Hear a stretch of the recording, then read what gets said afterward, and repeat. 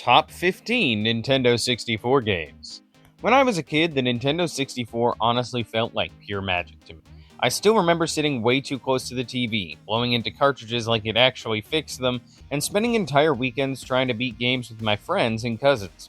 There was just something special about that era. Even now, going back to these games feels weirdly personal, like reopening a time capsule from my childhood. So in this video, I want to talk about the 15 Nintendo 64 games that truly defined the console for me and why they still hold up today. Dear Mario, please come to the castle. I have baked a cake for you. Yours truly, Princess Toadstool. Peach. Super Mario 64. I still remember the first time I played Super Mario 64 on the Nintendo 64 back in 1996, and honestly, it felt unreal at the time. Developed by Nintendo, this was the game that basically showed everyone what 3D platforming could actually be. Instead of moving through flat levels like the older Mario games, suddenly I was diving into paintings, exploring giant worlds, and figuring things out at my own pace. The movement alone was addictive. Mario could triple jump, wall kick, slide, swim, and even just running around made the castle feel fun for no reason. What really made the game special for me was how free it felt compared to other games back then. Every level had secrets hidden everywhere, and finding stars never got boring. Retro fans loved this game because it genuinely changed gaming history, but even outside of that, it's just insanely fun to play.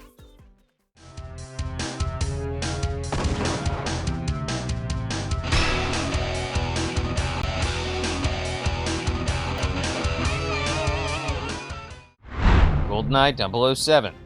There was a point where every friend group had somebody who owned GoldenEye 007, and weekends basically turned into all-night multiplayer sessions. What I loved most about this game was how chaotic and competitive it felt without even trying too hard. One second everyone was laughing, and the next somebody was screen-looking and ruining friendships over proximity mines.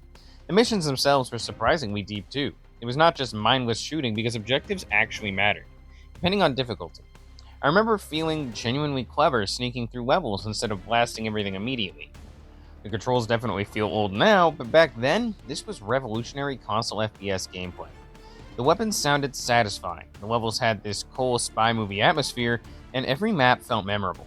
Even today, there's something weirdly charming about how raw and experimental the game feels compared to modern shooters.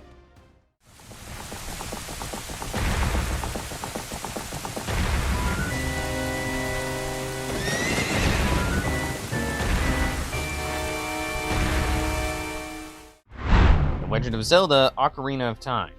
Playing Ocarina of Time for the first time honestly felt more like going on an adventure than just playing a game. I remember getting completely absorbed into Hyrule because everything felt huge and mysterious back then. Riding across the field, entering temples, and learning new songs in the Ocarina made the world feel alive in a way most games never did for me. What makes the gameplay so memorable is how perfectly everything connects together. Combat is simple but satisfying, puzzles constantly make you think, and every dungeon introduces mechanics that stay interesting the whole way through. The walk-on targeting system was also massive, a massive deal at the time, and made sword fights feel cinematic. The atmosphere shifts beautifully too, especially once the story gets darker later on. A lot of retro fans still call this one of the greatest games ever made because it balanced exploration, storytelling, puzzles, and action almost perfectly without ever feeling overwhelming.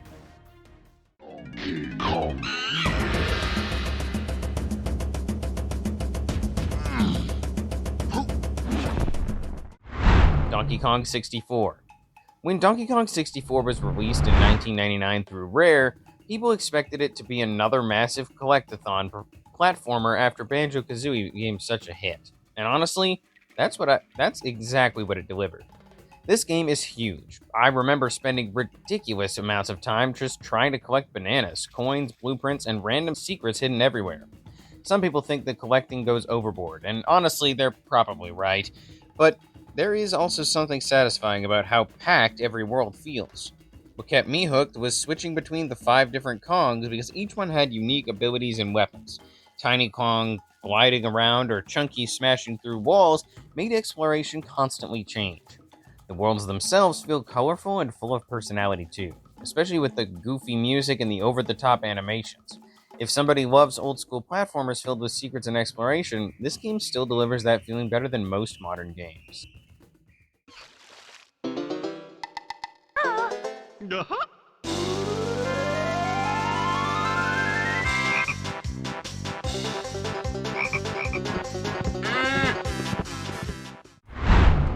Banjo-Kazooie.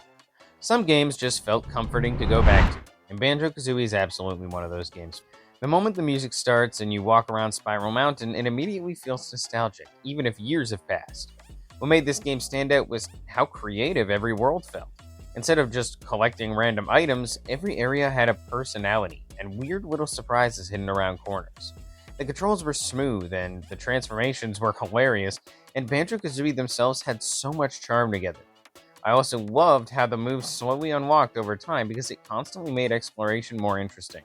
Rare really knew how to make worlds feel alive during this era. The humor still lands too, especially with Gruntilda constantly insulting everybody in rhymes. A lot of retro fans consider this one of the best 3D platformers ever because it perfectly balances exploration, challenge, music, and personality without becoming frustrated or overly complicated.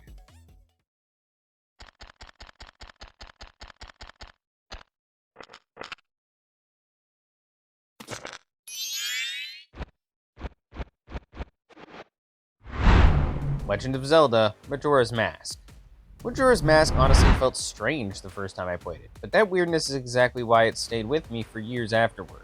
Compared to Ocarina of Time, this game feels darker, sadder, and way more personal. The 3-day time loops changes everything because people follow schedules, towns slowly panic, and the moon constantly hanging overhead creates this uncomfortable pressure the entire game. I remember feeling stressed trying to help everybody before time reset again, but that tension made the world feel incredibly real.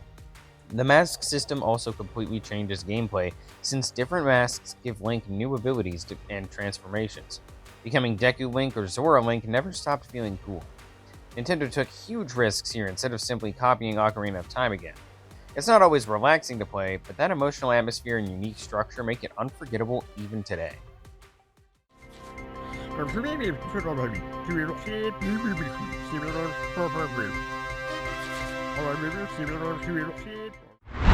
Silicon Valley. Space Station Silicon Valley was released in 1998 and was developed by DMA Design, the same studio which would later become famous for Grand Theft Auto, which honestly explains why this game feels so creative and weird. Instead of playing as a normal character, you control robotic animals by jumping into their bodies, and every animal completely changes how you play. One minute I was racing around as a mouse, the next I was flying across levels as an owl or smashing things apart as a rhino. The puzzles constantly force you to think differently because every creature has unique abilities. What I always loved most was how unpredictable the game felt.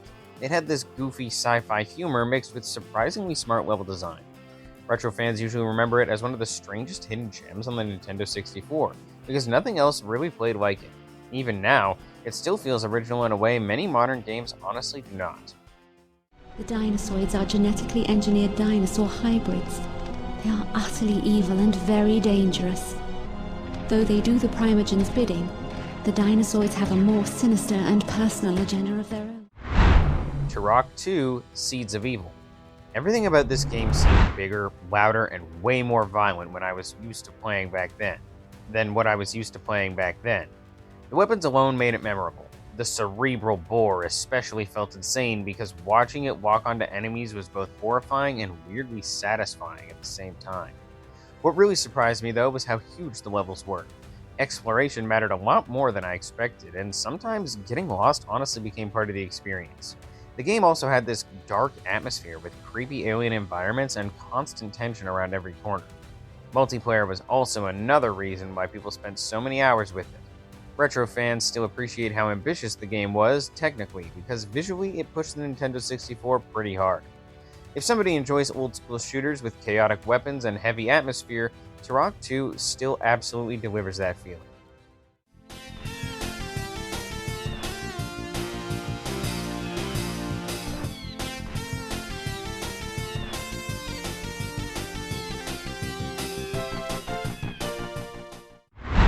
Wave Race 64. Most racing games on the Nintendo 64 focused on cars or kart racing, which is exactly why Wave Race 64 stood out so much to me. Controlling jet skis might sound simple, but the water physics completely changed how the game felt. I remember struggling at first because the waves constantly affected movement, but once everything clicked, it became incredibly satisfying. Timing jumps correctly and cutting through rough water felt surprisingly skill-based compared to other arcade racers. The weather effects also added a lot more personality than I expected. Calm water and stormy conditions completely changed how tracks played, which kept races from feeling repetitive. The atmosphere is honestly relaxing too, especially with the bright beaches and the summer vibe. Retro fans still praise this game because the water physics were ridiculously impressive for its time and honestly still feel good today. It's one of those Nintendo 64 games that proves simple gameplay ideas can stay fun for decades.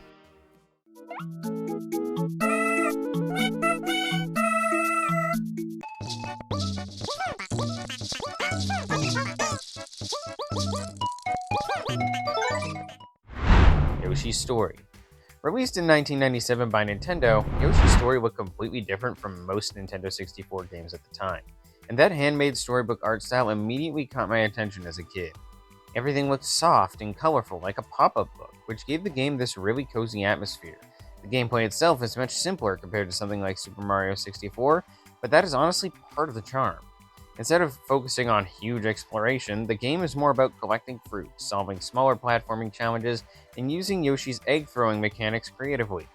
I always liked how cheerful the game music sounded too, even though some parts of the game were secretly feel kind of weird and melancholic underneath all the cuteness. Retro fans usually have mixed opinions because the game is shorter and easier than people expected, but many still love it because of its relaxing vibe and unique presentation. It feels like comfort food in video game form. Me alone can't do the job. Hurry, Star Fox.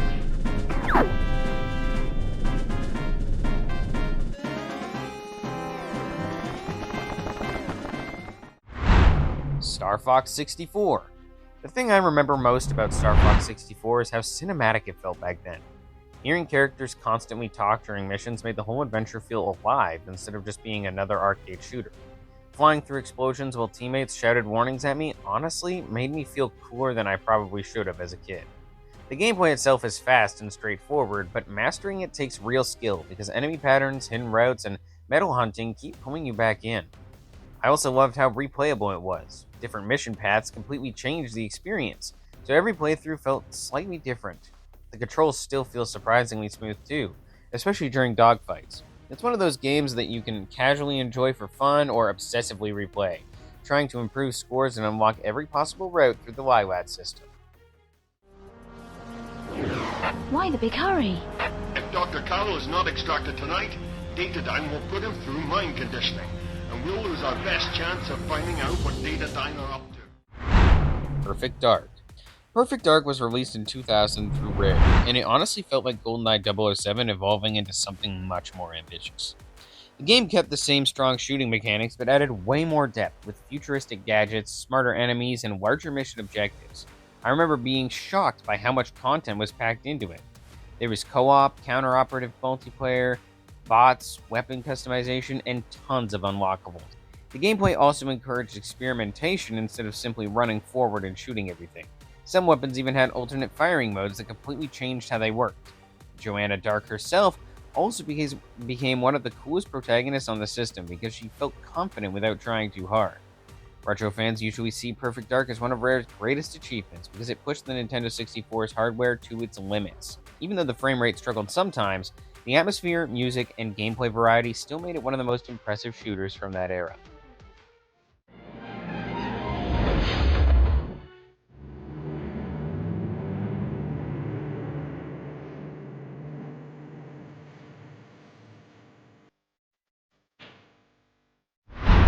Shadows of the Empire. Back when Star Wars games were everywhere, Shadows of the Empire felt special because it actually tried to tell its own story instead of just retelling the movies again. I remember immediately loving Dash Rendar because he had that classic smug action hero energy that perfectly matched the Star Wars universe. The gameplay changes a lot throughout the game too, which honestly keeps things interesting. One mission has you flying a ship through the Battle of Hoth, while another throws you into a third-person shooting section or platforming levels. Some parts definitely feel rough today, especially the controls and camera, but there's still something charming about how ambitious the whole game was. The soundtrack and atmosphere really captured that classic Star Wars feeling too. Retro fans still appreciate this game because it felt huge at the time and expanded the universe in a fun way. It is messy sometimes, but it absolutely has personality.